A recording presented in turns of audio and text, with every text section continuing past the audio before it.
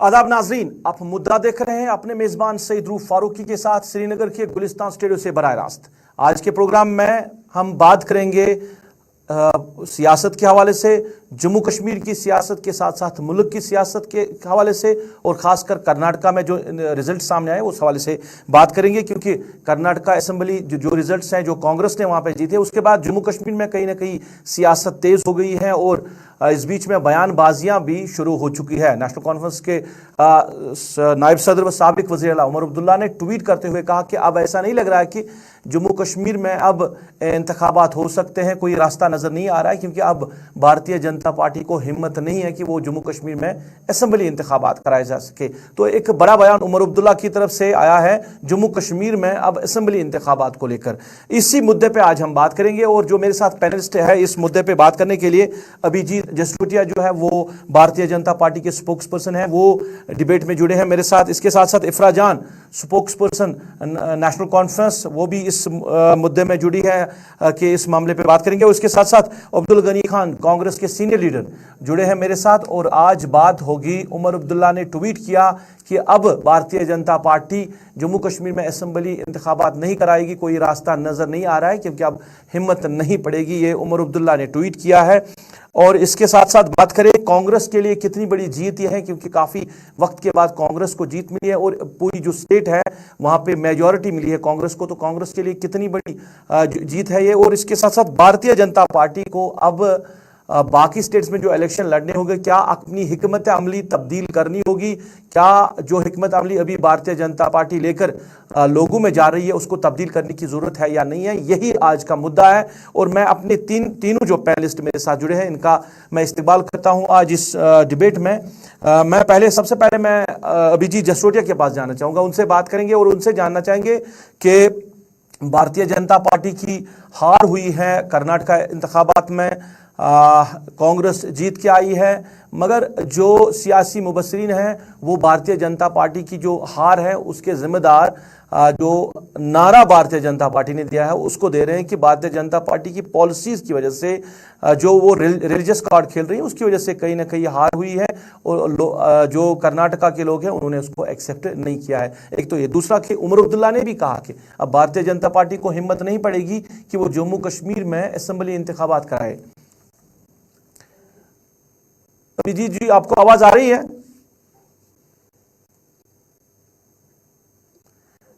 अभिजीत जी, आपको आवाज आ रही है मेरी? आपको मेरी आवाज आ रही है? मुझे तो आ रही है। सर, आपका इस्तेमाल करते हैं प्रोग्राम में। एक तो ये जानना चाहेंगे कि कर्नाटका में भारतीय जनता पार्टी को हार हुई है, आपकी सरकार थी वहां पे, पर जिस तरह सियासी मुबस्सिरीन कह रहे हैं कि जो नारा भारतीय जनता पार्टी लेकर आगे बढ़ रही है, अभी मुल्क में ज़्यादातर तो वो रिलीजियस पॉलिटिक्स कर रही है, वो एक बड़ी वजह बनी है हार की। दूसरा कि जम्मू कश्मीर की जब हम बात करते हैं, यहाँ पे असेंबली इंतखाबात नहीं हो रहे हैं, अब कहीं ना कहीं कर्नाटका इंतखाबात के बाद वहाँ पे रिजल्ट आने के बाद जो यहाँ के सियासतदान है वो भी अब बयानबाजियाँ शुरू कर चुके हैं। उमर अब्दुल्ला ने कहा कि अब ऐसा लग रहा है कि भारतीय जनता पार्टी को हिम्मत नहीं होगी जम्मू कश्मीर में इंतखाबात कराने की।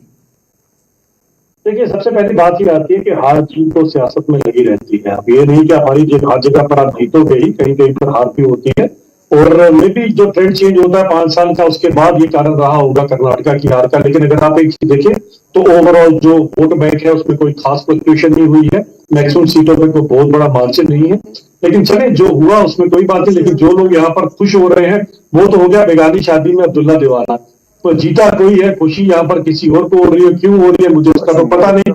चले, कम से कम एक चीज हो गई इस सारे नतीजे से कि बेचारी ईवीएम जो है वो पिटने से बच गई। वरना अगर भारतीय जनता पार्टी जीतती है तो सारे के सारे नेता जो है उस बेचारी ईवीएम पे दोष डाल देते हैं, पीटना शुरू कर देते हैं उस ईवीएम को, जी ईवीएम में कुछ हो गया तो भारतीय जनता पार्टी जीत गई। आज जरा जो मुझे इसका जवाब दे दें कांग्रेस वाले कि आज ईवीएम ठीक थी, आज ईवीएम में कोई परेशानी नहीं थी, क्योंकि आज आप जीत गए इसलिए। तो कम से कम जब भारतीय जनता पार्टी जीतती है तो उस जीत को बचाने की भी कोशिश कीजिए करें। उस बेचारी ईवीएम का क्या दोष होता है इसमें, जरा आज ये स्पष्ट कर दे कांग्रेस, तो मैं जरूर मान जाऊंगा इस बात को। नहीं, ईवीएम छोड़िए, मेरा जो सवाल था कि उमर अब्दुल्ला कह रहे हैं कि अब हिम्मत नहीं होगी भारतीय जनता पार्टी की जम्मू कश्मीर में इलेक्शन करवाने की, क्योंकि कर्नाटका जीत के बाद ही उस तरह उन्होंने ट्वीट किया है। क्या आप मानते हैं कि कर्नाटका में बीजेपी की हार के बाद क्योंकि जो सियासी मुबसरीन हैं वो जिम्मेदार ठहरे हैं भारतीय जनता पार्टी को कि हार इस वजह से हुई है कि आप रिलीजियस कॉल खेल रहे हैं, रिलीजियस पॉलिटिक्स कर रहे हैं, जो लोगों ने एक्सेप्ट नहीं की है। पर जम्मू कश्मीर की जब हम बात करते हैं, इंतखाबात इलेक्शन, असेंबली इलेक्शंस नहीं हो रहे हैं, अभी कोई फैसला नहीं किया गया है, पर उमर अब्दुल्ला का ये ट्वीट करना कि अब हिम्मत नहीं पड़ेगी भारतीय जनता पार्टी को। देखिए, सबसे पहली बात आती है रिलीजियस कार्ड कौन खेलता है, तो मेरे ख्याल से फारूक साहब के अपने पिछले 3-4 जलसे जरा उठा के देख लीजिएगा, उनकी बयानबाजी को उठा के देख लीजिएगा, कौन रिलीजियस कार्ड खेल रहा है कौन नहीं खेल रहा है, ये जरा इनको ज्यादा बेहतर पड़ा होगा। शायद ये रिलीजियस कार्ड खेलते होंगे तो इनको लगता होगा जम्मू में कुछ और रिलीजियस कार्ड, कश्मीर में कुछ और रिलीजियस कार्ड खेलते हैं। खैर इनके ट्विटर में इनमें ये सब कुछ होगा, हम रिलीजियस कार्ड पे नहीं चलते। भारतीय जनता पार्टी के लिए हिंदू मुसलमान उनकी दो आंखों की तरह है। अब रही बात उमर साहब जो इंतखाबात की बात कर रहे हैं, तो मैं जरा नेशनल कॉन्फ्रेंस से पूछना चाहता हूं, इंतखाबात किसे समझते हैं? इंतखाबात वो होते हैं जो केवल और केवल अब्दुल्ला परिवार के लिए किए जाए चुनाव, उन्हें चुनाव समझते हैं जो panch, sarpanch, PDC, DDC 3 tier system, जिसमें से 2 को आपने बायकॉट किया था कि गलती से कोई पंच सरपंच का बच्चा ना कहीं गुपकार के गलियार, कोई बीडीसी उठकर गुपकार के गलियारों में ना आ जाए, उसे क्या आप चुनाव नहीं समझते थे? जरा ये जवाब जरूर दे दे लोगों को कि आपने क्यों बायकॉट किए थे वो वाले चुनाव। तो इससे जिस तरह से वो चुनाव आपने बॉयकॉट किए थे, लगता नहीं आपका जमहूरियत में किसी तरह से कोई विश्वास है? आपके लिए जमहूरियत तो आफती अब्दुल्ला, बायती अब्दुल्ला तो फाती अब्दुल्ला है, जबकि हमारे लिए एक पसमानदा इंसान की जो बेहतरी है उससे हम जमहूरियत समझते हैं, जिसके कारण इतने पंच, सरपंच और बीडीसी, डीडीसी बने। रही बात, अगर आपको इतनी उत्सुकता है असेंबली के चुनावों में जिसमें आपने हारना, तो वो भी बहुत जल्दी हो जाए। उमर साहब एक बहुत बड़े संवैधानिक पोस्ट पर थे, यहाँ पर चीफ मिनिस्टर, एक बार छोड़ के 2 बार बंद कर रहे। उन्हें कम से कम ये पता होना चाहिए कि ये कॉल जो इलेक्शन कमीशन लेता है, भारतीय जनता पार्टी नहीं लेती इसके ऊपर कॉल। अगर उनको इसके बारे में नहीं पता तो मुझे लगता है फिर शायद हमारे जम्मू कश्मीर को एक कम सोच वाले कह सकते हैं, या हाफ नॉलेज वाले मुख्यमंत्री रहे आज तक यहाँ। चलिए इफरा जान, जसरोटे जी कह रहे हैं कि ये जमहूरियत किसको कह रहे हैं, डेमोक्रेसी किसको कह रहे हैं, दूसरा कि इंतखाबात किसको कहा जाता है? पंचायत, डीडीसी, बीडीसी इलेक्शन हो रहे हैं, क्या असेंबली ही खाली इंतखाबात है? तो क्या कहना चाहेंगे? क्योंकि उमर अब्दुल्ला साहब का कहना है कि अब असेंबली इलेक्शंस के लिए तो हिम्मत नहीं पड़ेगी भारतीय जनता पार्टी को। जब कर्नाटका की बात आती है तो वहां पे इलेक्शन का मतलब होता है असेंबली इलेक्शन और पंचायत इलेक्शन। जब उत्तर प्रदेश की बात होती है वहां पे इलेक्शन का मतलब होता है असेंबली इलेक्शन और पंचायत इलेक्शन। जब बाकी स्टेट्स की बात होती है वहां पे इलेक्शन होता है पंचायत इलेक्शन और स्टेट इलेक्शन। लेकिन जब जम्मू और कश्मीर की बात आती है तब ये कहते हैं इलेक्शन का क्या मतलब होता है, हमको तो पता ही नहीं है। लोगों के वोट का क्या मतलब होता है, लोगों की अपनी चीफ मिनिस्टर चुनने का क्या मतलब होता है, इनको ये चीज नहीं पता, क्योंकि इन्होंने तो चोर दरवाजे से सरकार बना दी है। चोर दरवाजे से जम्मू के लोगों को, कश्मीर के लोगों को, 1,30,00,000 लोगों को ये अपना चीफ मिनिस्टर चुनने नहीं देते हैं। तो आप बताइए इनको कहां पता है कि डेमोक्रेसी कहां होती है? जहां तक ये बात करते हैं कि इलेक्शन कमीशन लेता है, लास्ट कॉल इलेक्शन कमीशन लेता है। इलेक्शन कमीशन ने फरवरी में साफ तौर पे कहा कि वेदर जो है अब तो वो ठीक हो रहा है। तो उसके बाद अब सिक्योरिटी की वजह से उसका जायजा होम मिनिस्ट्री से लिया जाएगा। तो होम मिनिस्ट्री किसके अंडर आती है ये आपको भी पता है, ये हमको भी पता है। बीजेपी इलेक्शन से क्यों डर रही है ये आपको भी पता है, ये हमको भी पता है। और उमर अब्दुल्ला साहब जो है वो बिल्कुल सही बात उन्होंने कही है कि अभी तक तो डरे थे, अब तो इनकी टांगे थरथर आ रही है इलेक्शन कराने के नाम से। अभी तक तो सिर्फ डरे हुए थे। इनको पता है जम्मू के लोग हैं, कश्मीर के लोग हो, हिंदू हो, मुस्लिम हो, दलित हो, किसी भी तबके का इंसान हो, जो कर्नाटका में हुआ उससे डबल और ट्रिपल अब जम्मू और कश्मीर में होगा। चलिए, अब जो कर्नाटका में होगा वो जम्मू कश्मीर में होगा, ये इफरा जान कह रही है। खान साहब, मैं आपके पास आना चाहूंगा, इस्तकबाल है आपका। एक तो पहले ये बताइए कि कांग्रेस के लिए कितनी बड़ी जीत है ये, क्योंकि जिस सूरत हाल से कांग्रेस गुजर रही है, जो हालात बने पिछले कई सालों से कांग्रेस के, तो उसके बावजूद कर्नाटका में स्वीप करना और अपनी सरकार बनाना, ये जीत कितनी अहमियत रखती है और इससे कितना बूस्ट मिलता है बाकी स्टेट्स में कांग्रेस को? क्योंकि अब कई स्टेट्स में कई पंचायत या अर्बन लोकल बॉडीज या असेंबली या लोकसभा इंतखाबात हो सकते हैं मुल्क में 2026 में, तो कांग्रेस को कितना फायदा मिल सकता है, कितना बूस्ट मिल सकता है? पहले मैं शुक्रिया अदा करता हूं आप लोगों का कि मुझे मौका दिया है इस पर बोलने का। मैं पहले कर्नाटका के अवाम को मुबारकबाद देता हूं। आज कर्नाटका के अवाम ने पूरी तरह दिखा दिया कि वो एकजुट होकर उन्होंने कांग्रेस को जिताया। ये सिर्फ कर्नाटका के अवाम की जीत नहीं है, ये सेकुलर ताकतें जो हमारे मुल्क में है उन सब की जीत है। क्योंकि जो चीज जो तरीकाकार वहां पर बीजेपी ने किया था, उस तरीकाकार पे तो पहले हिंदू मुस्लिम कार्ड, फिर दलित, फिर टीपू सुल्तान, फिर बजरंग दल का जो कार्ड खेला था, लेकिन वो उनको उलट गया मेरी तरफ से। जहां हजरत अली उसी तरह बजरंग दल के हनुमान जी कांग्रेस का साथ दे दिया, क्योंकि कांग्रेस एक सेकुलर पार्टी है। हमने वहां पर जो मुद्दे उठाए, जो राहुल जी ने, प्रियंका जी ने, सोनिया जी ने, खड़गर जी ने, उसने जो उन्होंने मुद्दे उठाए वो लोकल मुद्दे थे। लेकिन बाद में रोज रोज ये जो कार्ड खेला जाता है, रिलीजियस कार्ड खेला जाता है, ये चलेगा नहीं। लोगों को अब समझ आ गई है, झूठे वादे, झूठे जुमलाबाजी करना, इस चीज से ये चलेगा नहीं। खान साहब मैं एक चीज जानना चाहूंगा, कर्नाटका में कांग्रेस की जीत के बाद उमर अब्दुल्ला ने ट्वीट किया जिसपे अभी बहस चल रही है, जो आपने भी सुना होगा। उमर साहब कह रहे हैं कि अब हिम्मत नहीं होगी भारतीय जनता पार्टी की वो जम्मू कश्मीर में असेंबली इलेक्शंस कराए। आप इस बयान को किस तरह देख रहे हैं? देखिए, उमर साहब जो है वो बहुत बड़े लीडर है।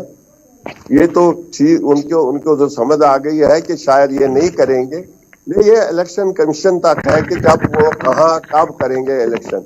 लेकिन इस वक्त तो जो हालात है, जो बीजेपी की गवर्नमेंट है, उनको लगता है कि शायद जो कर्नाटका में हार उनकी हो गई वो सब जगह होगी। जैसे अभी यहाँ पर इलेक्शन करेंगे या हरियाणा में करेंगे, तो एक अब लहर आ रही है। उनको पता है कि अब हमें जीतना नहीं है, अब हमें हारना है। अब वो चीज नहीं चलेगी जो ये कर रहे थे, वो डंडाबाजी, जुमलाबाजी, लोगों को बेकार बनाना, यूथ को बेकार बनाना, ये चलेगा नहीं है। अब लोग होशियार हो गए हैं वो, क्योंकि हिंदुस्तान को आगे जाना है और हिंदुस्तान को बहुत बड़ा मुल्क बनना है। जसरोटिया जी, अब डंडाबाजी नहीं चलेगी, अब बयानबाजियां नहीं चलेगी, क्योंकि रिलीजियस कार्ड खेल रही थी बीजेपी, जिसको लेकर वो वोट ले रहे थे, जिसको लेकर वो इलेक्शंस कर रहे थे। अब हरियाणा में इंतखाबात होंगे, जम्मू कश्मीर में होंगे, कहीं भी अब भारतीय जनता पार्टी की एक्सेप्टेंस नहीं होगी। देखिए, कांग्रेस एक ऐसी जमात जो लगता है जिनको अपने देश के संविधान पे भी भरोसा नहीं है, और जिस तरह की रिजर्वेशन पर वहां पर बात करते हैं उसकी तो इजाजत हमारा संविधान में नहीं देता। इस संविधान की धज्जी उड़ाने वाली कांग्रेस कम से कम हमें ये ना बताए कि क्या सही है और क्या गलत है, और कौन आज तक रिलीजियस कार्ड खेलता रहा। किसने इस देश को दो हिस्सों में बांट दिया, हिंदुस्तान और पाकिस्तान, वो रिलीजियस के नाम पर ही बांटा था, केवल अपनी कुर्सी पाने के लिए। उस समय यहाँ पर नेहरू जी और वहां जिन्ना ने ये काम किया था। हम दोनों मुल्कों को आपस में बांटने वाली कांग्रेस, यहाँ पर अंग्रेजों की टू नेशन थ्योरी को इंप्लीमेंट करवाने वाली कांग्रेस आज हमें बताएगी कि कौन रिलीजियस कार्ड खेल रहा है, कौन नहीं खेल रहा है। अब दूसरी बात, मैं अगर आपको नेशनल कॉन्फ्रेंस प्रवक्ता की जवाब देना चाहूं तो ये कम से कम चोर दरवाजा, गैर जमहूरियत, इन चीजों लफ्जों का इस्तेमाल ना ही करे तो अच्छा रहेगा। सन 51-52 की सबसे पहली असेंबली जो यहाँ पर कांग्रेस की मदद से बनाई गई, 18 लाख पॉपुलेशन कश्मीर की, 20 लाख जम्मू की, 1.5 दर्जन सीटें आपने कश्मीर में ली, और चोर दरवाजे से आप लोग जीतकर पहली अपनी असेंबली यहाँ पर बनाकर बैठ गए। 1987 में जब जमहूरियत का आपने गला घोटा, एनयूएफ को रातों रात आपने हरा दिया और खुद जीत गए, वो जमहूरियत का गला घोटना उसे कहते हैं, चोर दरवाजा। उसके बाद कहते हैं कि जब आप उसके बाद 90 के दशक में फारूक साहब, उमर साहब को लेकर प्लेन में पहुंच के लंदन में, और यहाँ पर पीछे कश्मीरी कट रहा था, मर रहा था, जल रहा था, और ये लंदन में छुट्टियां बिता रहे, 1 साल 2 साल नहीं, लगातार 7-8 साल तक वहां पर रहे। और देखिए, चोर दरवाजा आते ही 96-97 में फिर से नेशनल कॉन्फ्रेंस की सरकार बन गई। तो चोर दरवाजों का एक्सपीरियंस इन्हें होगा, हमें नहीं है। जमहूरियत इफ्रा जान जवाब देना चाहती है। 5 अगस्त 2019 को पहले लोगों ने देखा कि मैं अभिजीत जी से माफी मांगना चाहती हूँ कि मैंने कहा कि ये चोर दरवाजे की सरकार है। बिल्कुल चोर दरवाजे की सरकारें नहीं है। इनको तो एलजी साहब को इलेक्ट किया गया था और ये सभी एमएलएज जो हैं इलेक्टेड हैं, तो बीजेपी गवर्नमेंट इस टाइम पे इलेक्टेड गवर्नमेंट है। सच्चाई यही है। इनको बड़ा बुरा लग गया कि मैंने कहा कि चोर दरवाजे वाली सरकार है। एक्चुअली इलेक्टेड गवर्नमेंट है। एलजी साहब को भी आपने देखा कि अभी वोटिंग हुई थी, हजारों की तादाद में वोट डाला था। ये भी एमएलए बने हुए, इनको भी लोगों ने वोट डाला हुआ है। तो बिल्कुल चोर दरवाजे की सरकार नहीं। Sir please let me respond. मैंने आपको नहीं टोका। तो बिल्कुल बिल्कुल बिल्कुल चोर दरवाजे की सरकार, बिल्कुल चोर दरवाजे की सरकार नहीं है। अभी 2 महीने पहले ही इन्होंने स्टेट इलेक्शन करवाए हैं, तो बड़े तमीज से बैठे हुए हैं। तो माफी चाहती हूं मैं बोलने में कि आप चोर दरवाजे से ही सरकार बनाए हुए हैं। जहां तक बात आती है कर्नाटका के इलेक्शन के, हमने देखा कि कर्नाटका के लोगों ने इनको जवाब दे दिया। जहां तक बात आती है, इन्होंने सीटों की बात की कि किसको कितनी सीटें दी गई। सीटें जो है पॉपुलेशन नंबर पे दी जाती है। ये नेशनल कॉन्फ्रेंस ने तय नहीं किया, ये हमारे देश की डिलिमिटेशन ने तय करती है कि सीटें जो है इज बेस्ड ऑन पॉपुलेशन। इसी वजह से उत्तर प्रदेश में जहां इनकी अपनी सरकार है, वहां से सबसे ज्यादा एमपीज जाते हैं, न कि लद्दाख से, क्योंकि लद्दाख में सिर्फ 2 एमपी जाते हैं और उत्तर प्रदेश से सिर्फ आप कितने देखते हैं? आप उत्तर प्रदेश से कभी 90 एमपी जाते हैं। पॉपुलेशन होती है, पता है व्हाट्सएप पे नहीं आया था, थोड़ा पढ़ लीजिए। और लास्ट का चीज, इन्होंने देश के बंटवारे की बात की। इन्होंने कहा कि इन्होंने देश का बंटवारा किया, उन्होंने देश का बंटवारा किया। अरे साहब आप देख लीजिए, मुस्लिम लीग के साथ तो तब रीजनल गवर्नमेंट्स में हिंदू महासभा ने सरकार बनाई थी। जब कांग्रेस और मुस्लिम लीग लड़ रहे थे तब तो आप लोगों ने मुस्लिम लीग के साथ भी सरकार बना ली। जब बंगाल में सरकार बनाई उस वक्त 1942 के इलेक्शंस में, थोड़ा सा पढ़ लीजिए, आपको समझ आएगा कि जो पार्टीशन की बात हुई थी, पार्टीशन की बात 2 तरह के लोगों ने की थी, एक हिंदू महासभा के लोगों ने और मुस्लिम लीग के लोगों ने। सेक्युलर पॉलिटिकल पार्टीज ने कभी बात नहीं की थी पार्टीशन की। मैं अब्दुल गनी खान साहब से पूछना चाहता हूं। खान साहब, आपने कहा कि रिलीजियस जो कार्ड खेल रहे हैं भारतीय जनता पार्टी मुल्क में या हर एक स्टेट में, अब वही जो इनका एजेंडा रहा है और ये डंडे की वजह से सरकार बना रहे हैं। पर कांग्रेस पे इल्जाम लग रहे हैं, जैसे जसरोटिया जी इल्जाम लगा रहे हैं कि इन्होंने 47 से ही यहाँ पे रिलीजियस कार्ड खेला है, 2 नेशन थ्योरी या पाकिस्तान को अलग करना, ये सारी चीजें, और प्रेजेंट में भी आप वही कर रहे हैं, रिलीजियस कार्ड खेल के ही जो है पॉलिटिक्स कर रहे हैं। तो क्या कहना चाहेंगे आप? एक सेकुलर जमात है, उन्होंने कभी रिलीजियस कार्ड खेला नहीं। ये तो गलत बोल रहे हैं कि कांग्रेस ने रिलीजियस कार्ड खेला। कहां पर खेला है रिलीजियस कार्ड, मुझे बताइए। 47 से आज, उस वक्त वो जहां जिस वक्त यहाँ पर मुस्लिम लीग थी और कांग्रेस था, और ये लोग तो वो है जो जिन्होंने इन्हीं के एक लीडर ने महात्मा जी को मारा, गोली लगाई, महात्मा जी को शहीद किया। ऐसे महात्मा को जिसने कभी ये नहीं सोचा था मैं मुल्क का प्रेसिडेंट बनो या मुल्क का चीफ मिनिस्टर बनो या प्राइम मिनिस्टर बनो या कुछ, वो बेचारा सीधा साधा आदमी जिसने मुल्क को आजाद कराया था। ये लोग गए और उसको मरवा दिया, इन्हीं के एक लीडर। ये क्या कहेंगे कि कांग्रेस को क्या इल्जाम देंगे? इनको तो शर्म आनी चाहिए जो ये कर रहे हैं, जो जिस तरह से ये चल रहे हैं, जिस तरह कर रहे हैं। जसरोटिया जी, मैं आपसे जानना चाहूंगा कि देखिए जम्मू कश्मीर में इलेक्शंस, आप कह रहे हैं कि ये फैसला तो इलेक्शन कमीशन को लेना है, जरूर इलेक्शन कमीशन को लेना है, और इलेक्शन कमीशन ने कहा कि हमने वो तैयारियां मुकम्मल कर दी, हदबंदी हो गई है, वोटर्स लिस्ट में जो कुछ तरमीम करना था वो सब कुछ हो चुका है, पर इलेक्शन नहीं हो रहा है क्योंकि इसमें कहीं ना कहीं सरकार भी है। जब सरकार और इलेक्शन कमीशन मिलकर फैसला करेगी तभी कोई बात बन सकती है ना। पर प्रेजेंटली जब हम बात करते हैं, पैंथर्स पार्टी जो है वो सुप्रीम कोर्ट चली गई है। अब उन्होंने पीआर दर्ज किया कि अब जम्मू कश्मीर में क्यों असेंबली इंतखाबात नहीं कराए जा रहे हैं। क्या आप भी पैंथर्स पार्टी का साथ देंगे? क्या आप भी सुप्रीम कोर्ट जाएंगे फिर क्यों जम्मू कश्मीर में इलेक्शंस नहीं हो रहे हैं? इलेक्शन कमीशन इंडिपेंडेंट बॉडी है और उसमें किसी इन मापदंडों में या किसी इसके अंडर वो आती नहीं है।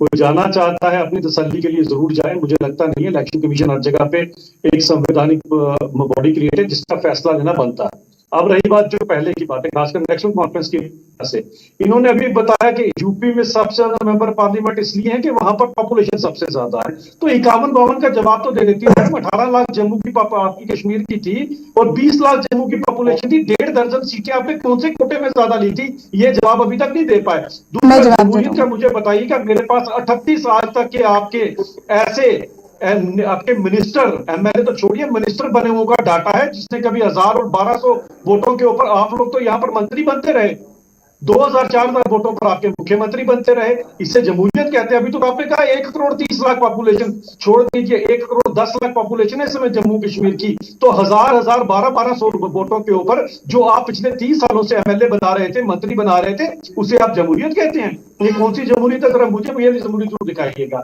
और रही बात चीटाकशी करने के ऊपर, इंसल्ट पीछे करने के ऊपर, कम से कम कम्युनल कार्ड के ऊपर आपकी पार्टी ना ही बोले तो अच्छा है। आपकी पार्टी स्टार्ट क्या हुई थी? पहला नाम क्या था आपकी पार्टी का? कश्मीरी मुस्लिम कॉन्फ्रेंस। क्या वहां सरदार नहीं रहते थे उसमें? कश्मीरी पंडित नहीं रहते थे?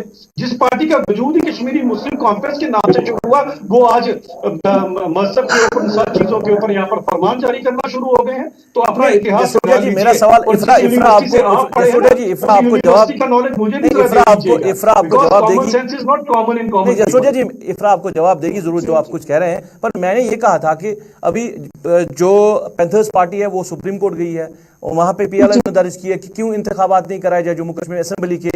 बाकी पार्टीज भी है वो एक स्टैंड पे है, चाहे कांग्रेस, नेशनल कॉन्फ्रेंस, पीडीपी, हर एक स्टैंड पे है कि इलेक्शंस क्यों नहीं हो रहे हैं।